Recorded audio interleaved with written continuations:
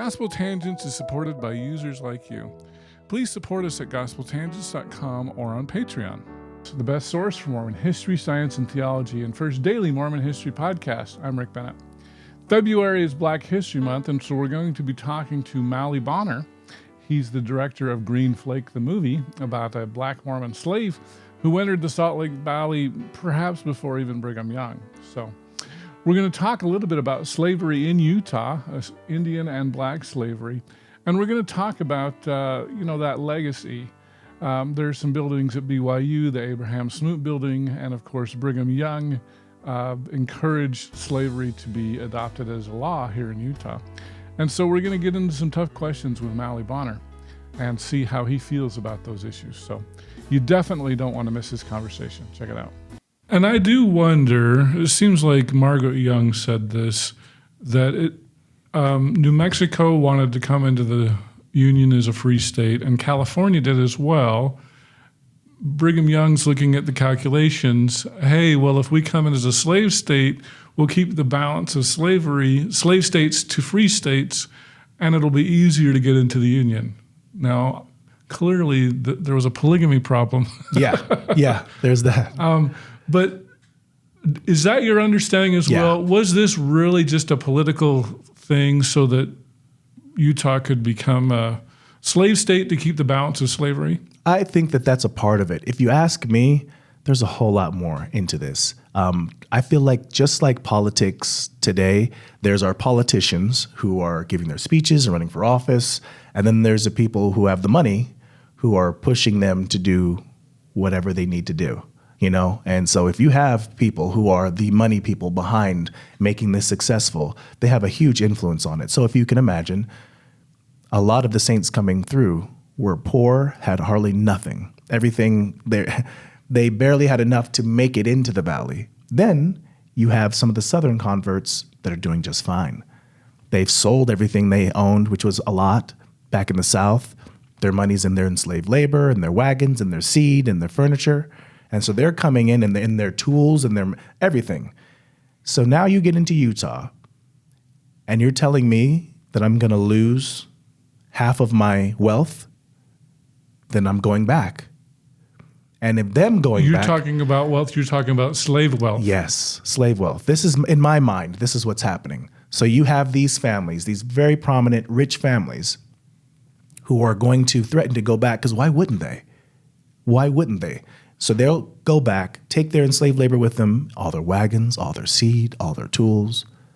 How in the world are the saints going to survive? So I think that was also weighing in the balance, in my opinion. So this brings up another tough subject. And when I say tough, one of the things I've found, it's so easy to talk about race issues with a black person. It's a lot harder to talk about it with a white person. Yeah. And there's a lot more landmines. Like, okay, yeah. We're not racist. Yeah. Yeah, we are. But Abraham Smoot was one of these southern slaveholders. Yeah. There's an administration building at BYU that's named after him. Yeah. He was a great leader in the LDS church. There was a few years ago, it seems like there was a question, especially with Black Lives Matter and the George Floyd murder and things like that. Just woke us all up. Yeah. And so should we rename both BYU, because Brigham Young put enough pressure that people passed it. And we do want to talk about Orson Pratt too, but also the Abraham Smoot building, because he owned a lot of slaves. What's your position on that? So, gosh, that's so tough. Unfortunately for some, this is my position. If it's hurting people, if it's causing people harm to have to walk into a building that reminds them of abuse and all the worst things that come with slavery, because the worst things that happened in the South also did happen in Utah, just not as prevalent. And it's a reminder of that, with no apology or excuse. Why would we do that to people and have to put them through that? Change the name. Abe's not here. He's okay. He's fine. He doesn't need his name on a building, but there's people here today that are really suffering because of it. And so for that reason alone, change the name. You know, these men are gone. They don't need some form of building and etched in stone. That's for us and our egos and whatever that is. We should be protecting the people that are here today. You have J. Marion Sims. He was the godfather of gynecology, and he worked on enslaved women, gave them no anesthesia. No anesthesia because back then it was common. They don't feel pain, you know, and they don't feel remorse. So you can take their baby from their womb. He was trying all these different things with the C-sections and having them hold each other down. It was terrible, terrible. And we would all agree. There was a monument of him in Central Park in New York. What do we do now that we've learned what he did to do? Because yes, he changed gynecology, but off of the abuse of women. Should there be a monument there? Of course not, because of the abuse he did to women. Because they're black women, does that then make it okay? What if they were white women? Do we keep it? Does that change it? You know, so for me, it doesn't matter all of what he changed when it came to the medical field. The harm and damage that he did is enough to say that is not going to have a monument there to re-traumatize people today, in my opinion. Let's throw it the other way. You know, Martin Luther King, incredible civil rights leader. I remember talking with Larry Foster, and he said that he was crushed to find out that King had affairs. Right. A very unchristian thing to do. Right. Do we still celebrate King despite his foibles? And so for me, it's so, in my opinion, harmful to compare slavery, murder, torture, rape to someone who was unfaithful. And we're putting them in the same bracket to make a point. And again, that says a lot about us. If we're putting that in the same bracket as murder and hanging people and torturing people and enslaving people, then what is wrong with us? There is no comparison. And so that would be my answer to that. So if you're saying, so then, well, Martin did that, wow, is that how you see slavery? Then maybe you should learn more about the history is what I would say to that person and say, and see the gravity of that and see if you want to compare it to adultery or to cheating at this school or on this test, or is that what you're really going to compare it to? Because some people are going to say, well, if you look at anybody has sins. Yeah. Let's just call it that way. Any great leader is going to have things that they did bad. So can anybody be celebrated? I mean, there's going to be people that are going to say that. Yeah. How would you respond to that? Yeah, it's not about can they be celebrated. Like, I feel like even though Brigham Young, you know, led the debate in making Utah a slave territory, that does not change the fact for me that he was this incredible prophet that led the largest pioneer migration in American history across the country. Like, he's unreal. He's incredible. He also, you know, and so it's not either or. I do think that we can acknowledge someone's accomplishments and also their sins.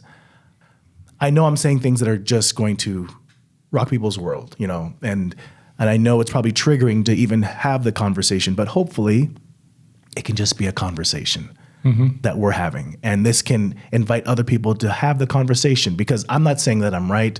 I'm still figuring it out. I just know that I don't feel good knowing that if A.O. Smoot did enslave people, why are we putting his name on it? When there's people today that are descendants. My great-grandfather was enslaved. And so it's like, sorry, deal with it. Whoa, that's tough. Yeah. Well, since I just spent so much time triggering people in one way I want to take a moment to speak to the other side of the argument, because the other side has a strong argument. A.O. Smoot sacrificed just about everything he could sacrifice for this territory, for the people, and look at the fruits of the labor because of it. Like, so many, countless. It is countless, those who have benefited from Brigham Young and A.O. Smoot's relationship and what they said they're going to do to make this school the BYU. How can we tear that down? How can we take down what we're all benefiting from because of that being one part of their decision-making that they didn't even realize the magnitude of how wrong it was? And had they known, would they have done it? Had they known the gravity that we see, hindsight 100 and something years later? And so there is a strong argument there. And I'm not, if nothing is taken down and nothing is changed, I would be totally fine with that, because it's a strong argument. How can we? So even though when I speak on something, it feels so absolute, but I can equally feel just as strong on the other side. It's my understanding that Abraham's grandson, Reed Smoot, who became a senator here in Utah, and of course there were the Reed Smoot hearings. He was picked because he wasn't a polygamist. But my understanding is he was actually pretty good with regards to civil rights. So you look at his grandfather who owned slaves, and now his grandson is kind of pro-civil rights. Yeah, so I love that. These things are messy. Yeah, they are. And it's a lot easier to tell the simple tales. Oh, he did one thing wrong, let's cancel him, right? Yeah. Cancel culture. Right. So I like what you said, that we need to really get in and understand. We have Brigham Young, who's instituting slavery in Utah, but yet freeing a slave, Green Flake. What's going on? Yeah. And that to me just leans to the politics of it all. Like, wow, was he really just did he believe what he was saying, or was he just giving great speeches as a politician? Because there's other letters where he's said that he would purchase someone and set them at liberty. Like, so you're saying there should be slavery, but you want to try to make sure it doesn't happen at the same time, and that is not unique to Brigham Young. In addition, Brigham Young had a policy to purchase Indian children, especially slaves. One of the things about the act in relation to service was blacks and Indians were treated differently. Indian children, once they hit about 20, were supposed to be freed, where that wasn't true for blacks. Right. But this policy of purchasing children, for Indian slaves, I guess you could argue, yes, this was gradual emancipation, but not as clearly for blacks. And so there is this real contradiction. We're going to purchase slaves, then we're going to free them. Is that a good thing? I think it is argued by experts in Indian slavery in Utah that by purchasing the slaves, they were creating a market for more slaves and perpetuating slavery. Right. And so was it a merciful thing? What do you think? Yeah, it would be my same answer to your initial question with, A.O. Smoot on buildings. There's two arguments that I could argue equally. On one hand, draw the line. We do not purchase another human being, and enslave them. We're not engaging in it. And if that means that we don't know what's going to happen to that child, that family, that is on you, and hope you do not commit sin. But what I'm not going to do is start sinning myself, So there's no reason to ever purchase another human being and enslave them. That being said, what if they didn't?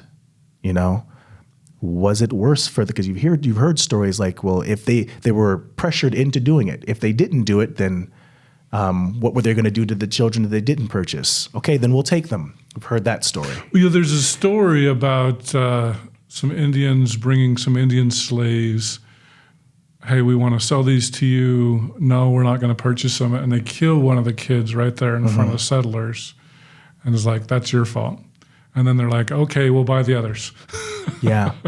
I've heard that story. Yeah. I've heard that story. And so it could go either way. There's an argument on both sides because you don't know what was in their minds at that time. Yeah. I have to say something. If we spent more time and if this was a roundtable discussion about what to do with naming buildings and with this troubled history, I would want to walk into a building that says A.O. Smoot that teaches me the history of A.O. Smoot and what he's done, what he's accomplished, and the turns and choices that he made that were harmful. I want to walk into that building. It may not be the building where I have to go take class. I don't want to be forced to. In order to get the grade, I have to go in there. But there should be somewhere to learn about him, and that could be the building for that. So I don't think like a museum. That type of thing, And so but one shouldn't be forced to go in order to get the degree, if they feel traumatized by it, So that would be part of my argument. Okay. Very interesting. Is there anything more with Green Flake that we need to talk about? Yeah, I mean, this is the part that I wish was part of more of the discussion is talking about the actual enslaved human being. What were they going through? Because we spend time talking about Brigham Young and other leaders and what they thought, and what they said, and what they did, but these black saints were at their disposal. And what was that like? How did he retain his faith? Because he stayed a member of the church, though being enslaved by another member, watching his friend Hark, because they were close, Hark Wales, be separated from his family. Hark Wales was sent to go into San Bernardino, but he now had a wife and a child because they had spent a couple of years in the valley before they went on to San Bernardino. And he wanted to go with his family. And the owner of Hark said, not unless you can pay, to Brigham Young, because Brigham Young was suggesting to keep the families together. And the owner said, somebody going to pay me? Otherwise, Hark goes, she stays. And that's what happened. And that family was torn apart. And we don't know that they ever saw each other again after that. Mm-hmm. And so I want to highlight the emotional fortitude of these black saints who did incredible things, the similar hard things that the white saints did in addition to slavery, and for Green Flake to speak at multiple Pioneer Day celebrations and alongside church leaders, what he must have meant to the community.